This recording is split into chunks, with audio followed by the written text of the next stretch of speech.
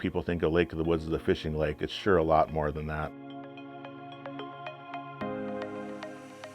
14,000 islands on the lake. It's just amazing, some of the stuff that no one's ever seen.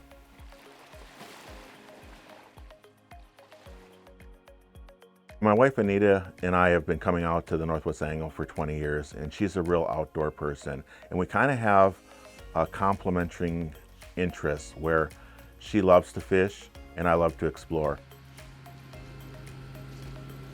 Out just exploring things from old maps, old newspaper articles, just anything I could find. Over the years, 20 some years of exploring, I've had all this information. You know, over time I thought, why not share everything and let other people enjoy it? So I created a Lake of the Woods exploring app. If they want to see gold mines, if they want to see cool waterfalls, if they want to see good shore lunch spots, if they want to find good fishing spots, there was one place to go, and it kind of added another dimension to people's vacations. Each year I build on it.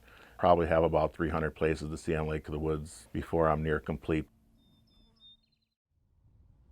When you have over 50 gold mines on the lake, and there's, you know, so much there, you know, between the shafts and what they left behind and the elevators, even some of them, when you look in the rock, you could still see the gold specks where, yep, that's what they were interested in, and just all the work that had to be going through to put a hole in a rock just 10 feet. I can't imagine, you know, all the labor that went into that to create that, but the mines are definitely quite interesting. There's so many of them.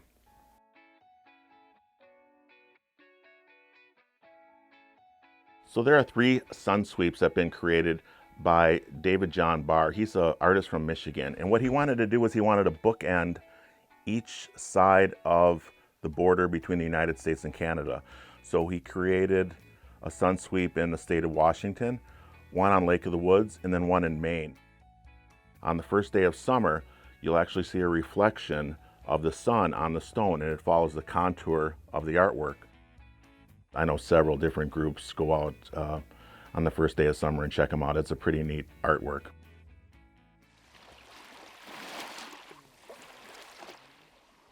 Cheerio Beach is very special. It has stones that have holes in the center that basically look like a Cheerio.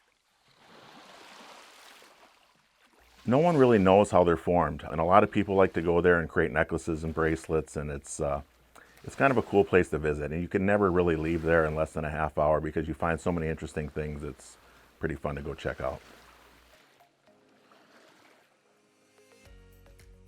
A lot of people would come up to the Northwest Angle and try to take a picture.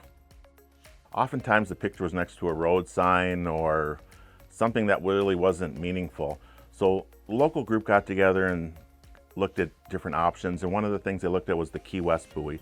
Key West has a buoy that kind of symbolizes the most southern spot of the U.S. So the idea was have a similar buoy up in the northern parts.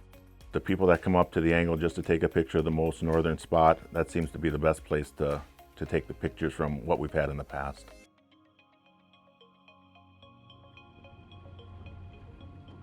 The Native Americans have a lot of history on Lake of the Woods. For instance, a lot of the petroglyphs that were created hundreds of years ago are still symbolic, where the different groups will go there and they'll leave offerings such as a coin, tobacco, different things to honor the legacy they had. What was the message back then that they were trying to send with the different, you know, bird symbols, maybe medicine man, handprints? And there's some, like even the pictographs in my app, I'll look at. One's called The Long Journey. It shows a man in a squiggly line, and you look at Lake of the Woods and how you really can't go straight because of so many islands. And does that mean the long journey?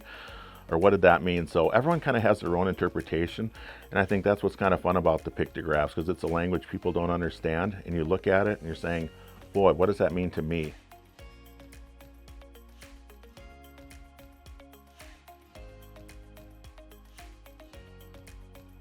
People up here want to do something different besides fishing and, you know, add a little variety to their vacation.